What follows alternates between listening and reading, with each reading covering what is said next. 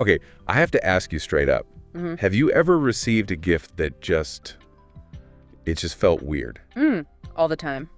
Not because it was a bad gift, but, it felt like there was some kind of silent message attached that you just couldn't quite read. And that's because there is a silent message attached. You're right to feel that way. It feels murky because it is. Right. And that's really the core of what we're unpacking today, this silent language of presence. The silent decoder ring. I love that. We're basically treating gift giving as this really sophisticated form of nonverbal communication, the actual gift itself. That's just the delivery system. It's the envelope. It's the envelope for the real emotional message. And that's our mission for this deep dive.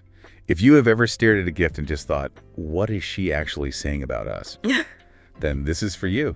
And look, if that feeling sounds familiar, just do us a favor and hit that like button right now. And make sure you're subscribed so you don't miss where this conversation goes next. Because we're diving into what we call the attraction blueprint. It's this idea that the choices a person makes when they pick a gift for you, the thought, the money, the personalization, it all lays out this genuine map. A map of their feelings. A map of their true feelings, their unspoken desires, even where they see their relationship going. Okay, that sounds amazing. But I gotta pause you right there, because my skeptical side is already lighting up. I was waiting for it. Sometimes a gift is just a gift. It's an obligation. Yeah. Or it's just what someone could afford. Are we really going to psychoanalyze a scarf? And that's the perfect pushback. That's the skeptic's view, and it's a valid one. We have to acknowledge that. Right. But our job, the analyst's job, is to look just beneath the surface, to see the pattern. And that's the debate we're setting up today. The analyst who sees the psychological subtext versus the skeptic who argues for simplicity. And you at home get to decide who wins. Exactly. All right, then, let's jump in. Round one. Let me put the skeptic on the offense. If I get a gift that solves a real problem in my life, say a new blender, because mine is on its last legs, or an ergonomic chair, because I'm always complaining about my back, isn't that just showing care? Like deep, mature care. It absolutely can. But to analyze it, we have to introduce our first tool. We call it the utility sentiment spectrum. Okay, weigh it out. Every gift lands somewhere on this line. On one end, you've got the utility end, purely functional, the kitchen gadget, the toolkit. The things you need, but you don't really want to buy for yourself. Exactly. And on the complete other end, you have the sentiment end. That's the personal stuff. The deeply personal, the handwritten poem, the photo album full of memories, something referencing an inside joke that only you two would get. So let's go back to the blender, the utility gift. Yeah. My gut says that's a green light. She's paying attention to my needs. But what does the analyst say?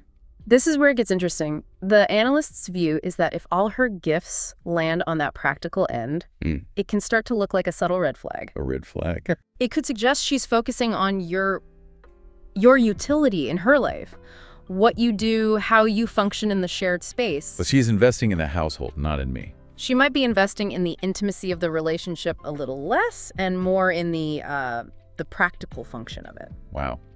So the brand new vacuum for our anniversary isn't about cleanliness. It's because she sees me as the designated cleaner. That's a dark read. It can be a dark read, but it's about the pattern. A constant focus on utility can suggest a relationship built on roles. It's safer to buy a tool than it is to pour your heart into a memory box. But wait, I have to push back here. For me, sometimes fixing a daily annoyance is the highest form of intimacy. Explain that. If she sees I'm stressed every morning making a smoothie with a terrible blender, and she solves that problem for me, that shows she's paying deep attention to my daily life.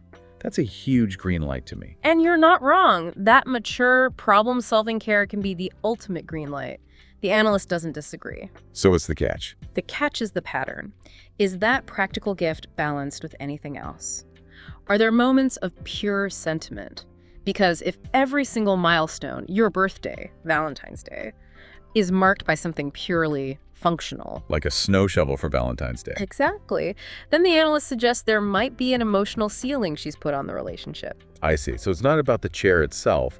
It's about the fact that there was no corresponding handwritten card or personal note with it over time. Precisely. Yeah. Now let's talk about the real danger zone on this spectrum. All right. Because if practical gifts can be debated and sentimental gifts are clearly good, what's the undeniable sign of, just not caring? I'm going to guess it's the gift that has neither. No utility and no sentiment. You got it. The sources call this the consistently generic offering. This is the gift that requires zero effort, zero observation of your actual life. So like the impersonal gift card to a coffee shop I never go to. Or that pre-packaged gift set from a department store that could have been for her boss, her cousin, anyone. The obligatory purchase. Oof! That one hits because it shows she didn't take a single second to think about what I need or who I am. It just screams emotional disinterest. It's someone saying, I have fulfilled the social contract, nothing more. So just pause for a second here and think about this. Have you ever gotten a gift that felt just totally generic? If you've ever felt that sting, drop a comment below. Tell us your take on this whole utility versus intimacy scale. We really want to hear it. Okay, so we've mapped out the type of gift. But what about the cost? I mean, a $50 blender sends a very different message than a $2,000 ergonomic chair. It does. And that brings us to our second framework, the investment indicator. This is where we decode the difference between a lavish gift and a modest one. My first thought, the skeptic's thought, is that it's just about budget. People buy what they can afford. End of story. But the analyst reframes it. Yes, money is a currency, but we're looking at emotional currency. So what does that mean? It means we're asking, was the financial cost a substitute for the emotional cost? Okay, this is where the source material gets really provocative. It says that a lavish, over-the-top gift can actually be a major red flag.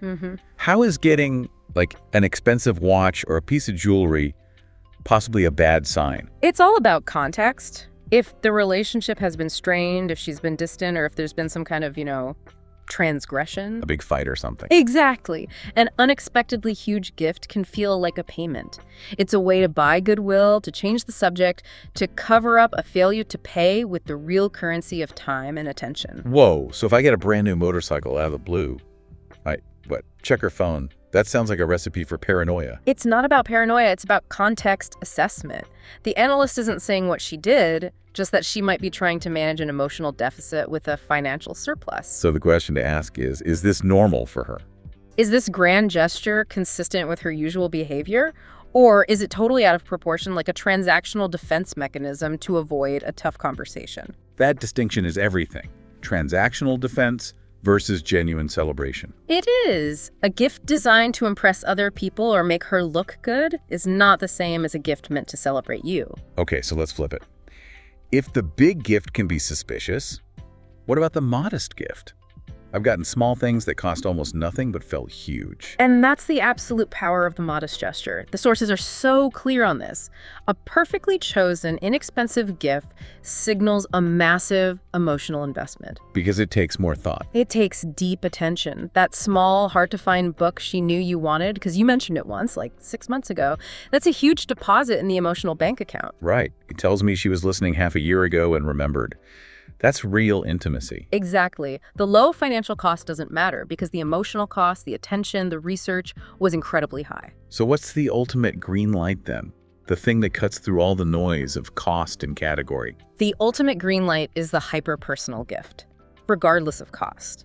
It's the gift that shows she truly understands your quirks, your weird obsessions, your inside jokes. It's the difference between buying a designer shirt anyone would like versus finding that vintage poster for that obscure movie only you two love. Yes, she sees you. She hasn't just bought something nice. She has invested her attention, and that is the most valuable currency anyone has. This part is really important. Yeah? If that idea of an expensive gift being a guilt purchase is hitting home for you, or a way to avoid being emotionally accountable, then this is a good moment to just pause and hit the like button. And if you're enjoying this conversation, these insights into the attraction blueprint, make sure you're subscribed because the next deep dive goes even deeper. We've covered a lot of ground today. We've gone from the psychology of function all the way to the psychology of investment. We have. Let's try to synthesize this. The mission was to get our silent decoder ring. And the takeaway isn't to start getting paranoid about your presence. It's just to stop guessing, stop being in the dark. Using these two frameworks, the utility sentiment spectrum and the investment indicator, it's like having a toolkit.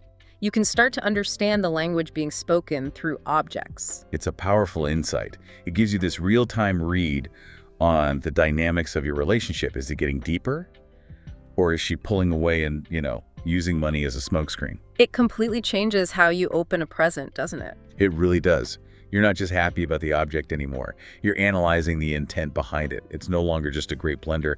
It's a commentary on the space we occupy together. And that understanding leads us to this final, really powerful thought from the source material for you to think about.